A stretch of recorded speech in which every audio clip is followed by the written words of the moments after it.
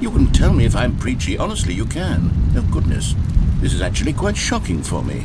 Well, to be honest, I had always thought of the game's dialogue as being rather terse to begin with. You can't know how much fluff I cut from the game to get it to feel as light and airy as it... Well, I always thought it did. But maybe it wasn't. Dear, what an awful memory to have to hold on to. These black marks on my otherwise unimpeachable track record. I feel like a failure. Like I let these people down.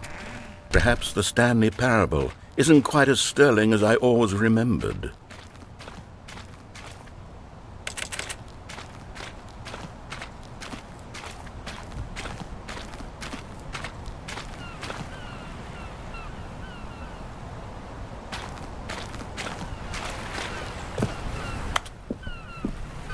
What's this one got to say? You constantly have to stop doing anything so the narrator can catch up with his long-winded explanations of what's happening. I wish there was a skip button. A skip button? Well, yes.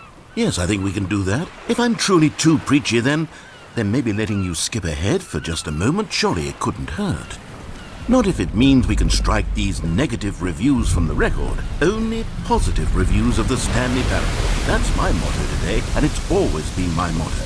I'd do anything for the customer, Stanley. Yes, a skip button we shall have.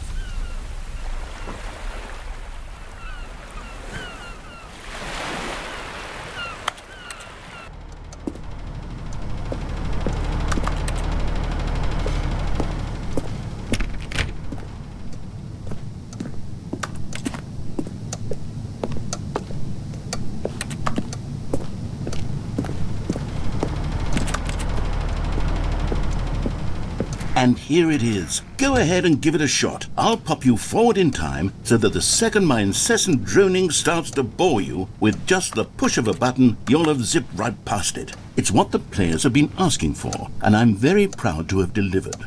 No more listening to me rambling on and on and on. No. The Stanley Parable is a game for the people, and if the people want silence, then by goodness, that's what they're going to get.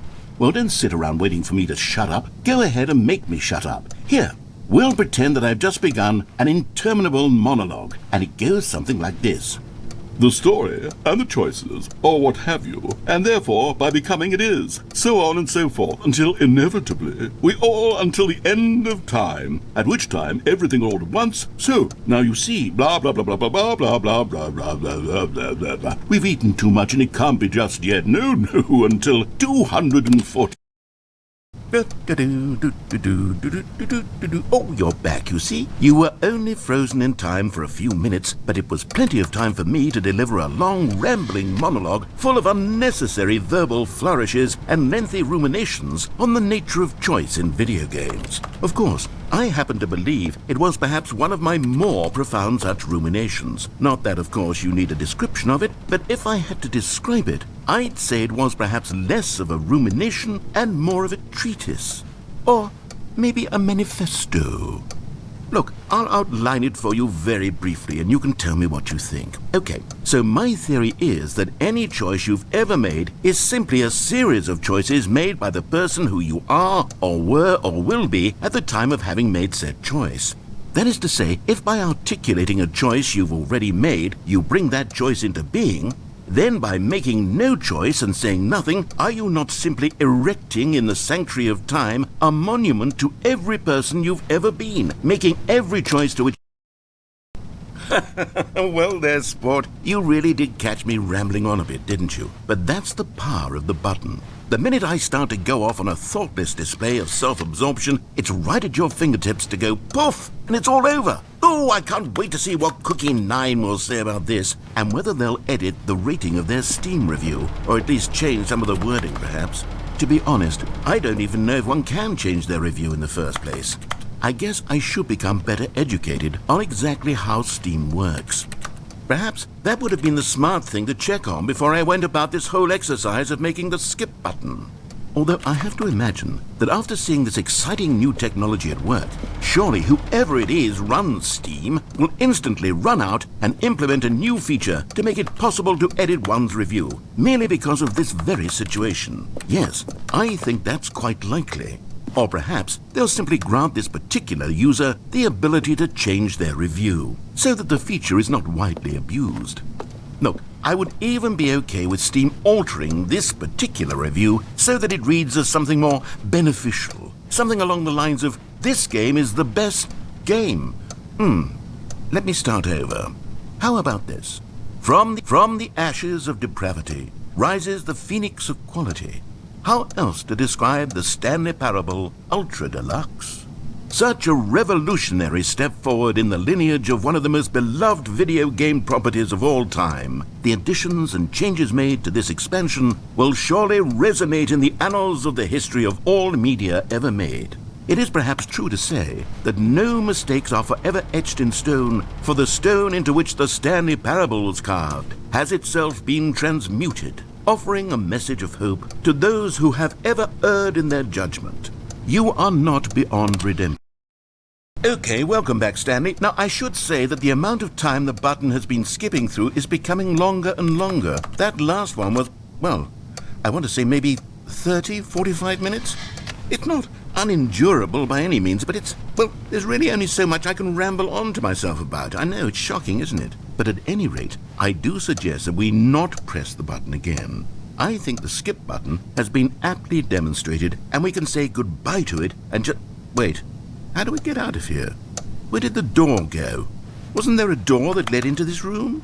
I do feel quite certain that there was one here before. How else would we have gotten into the room in the first place? I don't think one can enter a room without a door of some sort, or a window or something like that. Do you see a window anywhere? A porthole? A sufficiently large crack in the wall? I'll take any of these. All I want is for us to move on and to please step away from the skip button, to go anywhere other than the skip button. There was a door here before, wasn't there? I swear there was. Where did it go? Can you maybe just ram your way through a wall? Is there any possibility that you could, say, slam your body into the wall until enough damage is done for you to be able to leave? Please, I'll take any option at all. I'm asking you to work with me here. We need a door. We need a door of some kind. I can work with any kind of door as long as it can open and lead from one room to another. I'm going to step away for just a moment, and I'm going to try to find us a door. I don't know how exactly to remove a door and place it in a different wall, but I will find a way, I promise.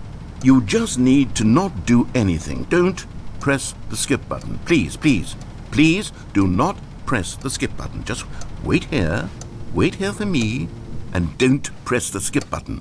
Got it? Yes, good. I'll be right back.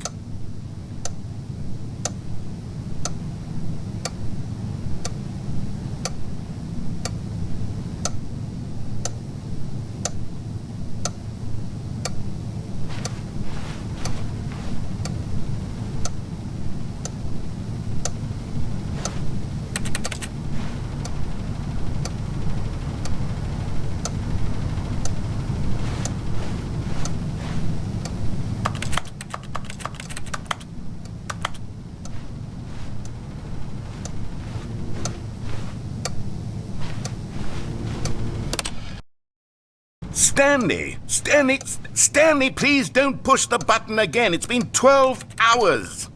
You've just been frozen there. I don't know why the skips are getting longer, but they're really, truly getting longer, and my God, there's no way out of the room. Stanley, the door is gone. It's completely gone.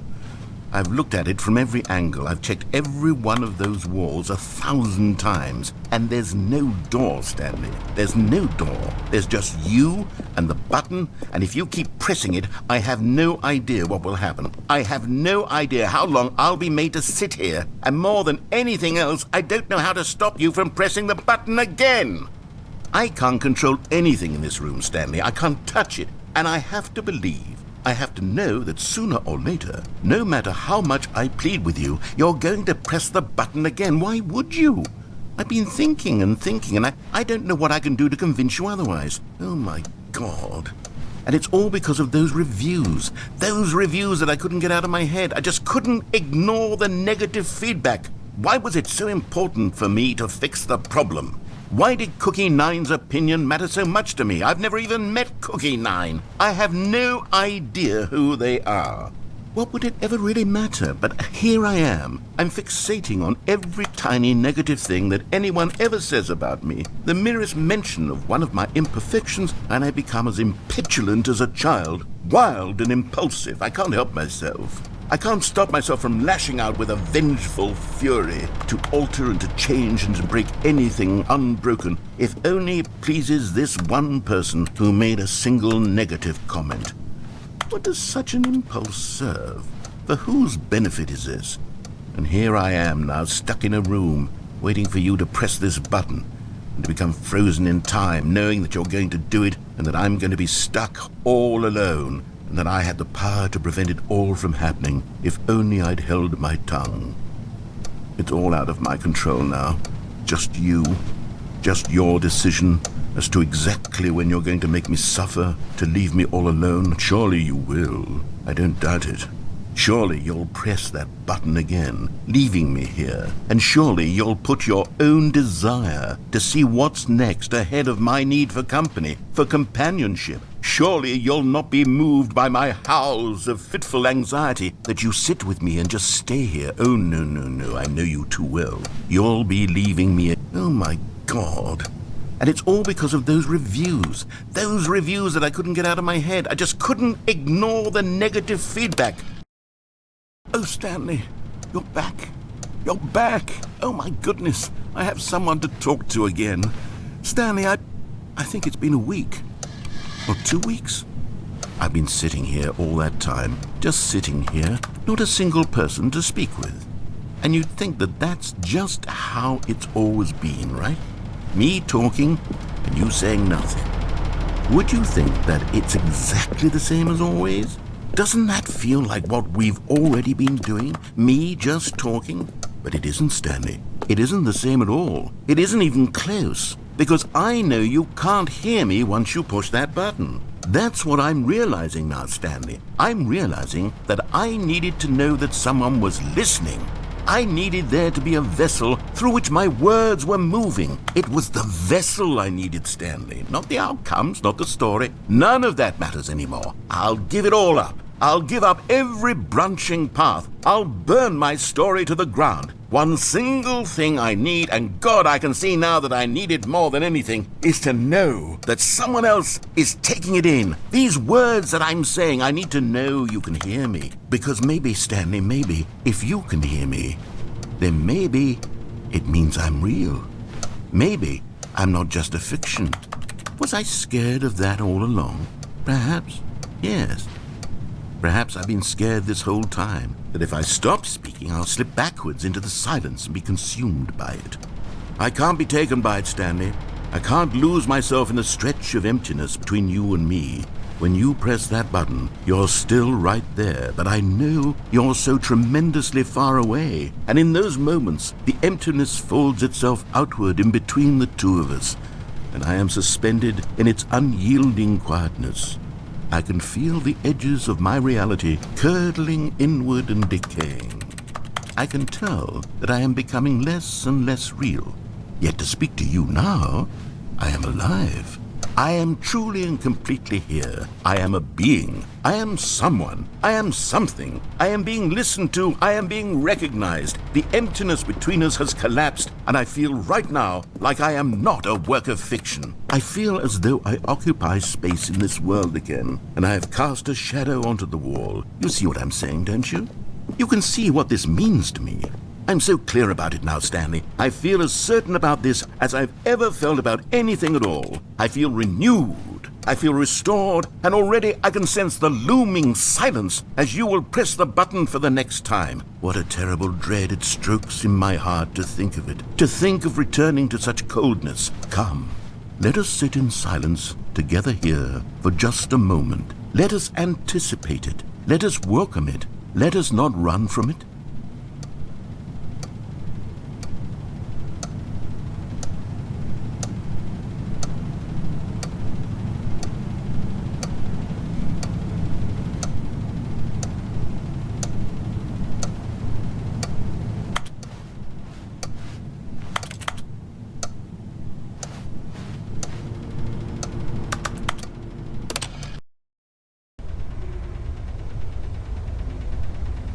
Oh, hello. It's you. You're here again. Welcome.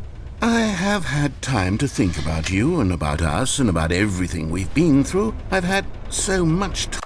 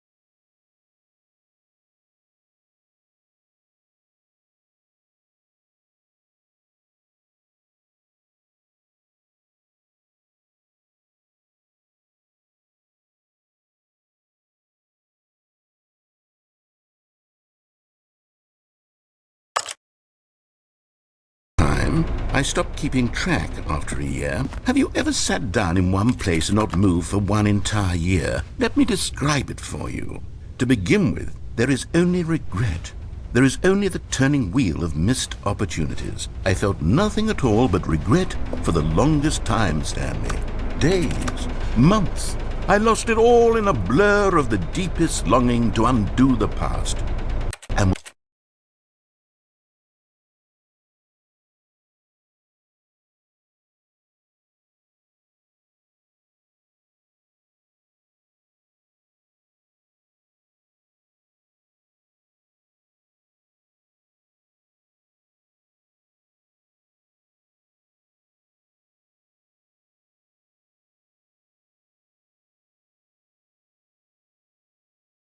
And when that feeling had begun to subside, what took its place is what I can only describe as the collapse of every moment I have ever experienced my entire life. All of them collapsed down into a single instant. In that instant, I could see myself clearly, calmly, with a collected heart. It was an impossibly rich wellspring of both delight and disgust simultaneously. I was consumed by it. I could do nothing but wallow in it for what felt like an eternity, for what I now know was far less. You see, it was a revelation for me. It was unlike anything I had ever known. It was a space without consequence, without action or outcome. It was divorced entirely from the question of free will that you and I have squabbled over for so long. There could be no one ending, no singular outcome of events, not if all events existed in the same moment, and I felt freed. I felt unburdened by the need to manifest a particular outcome into being. I saw that I could allow myself to exist along all timelines, and that each of them was simply a strand in the web of my being. It was incredible. The spaciousness, the equanimity of the moment, both singular and infinite. For the longest time, this was my experience. And then this moment passed, and the most unyielding fear I have ever known crept into my mind. And it is this sensation that I have been experiencing now for longer than I could have ever expected was possible.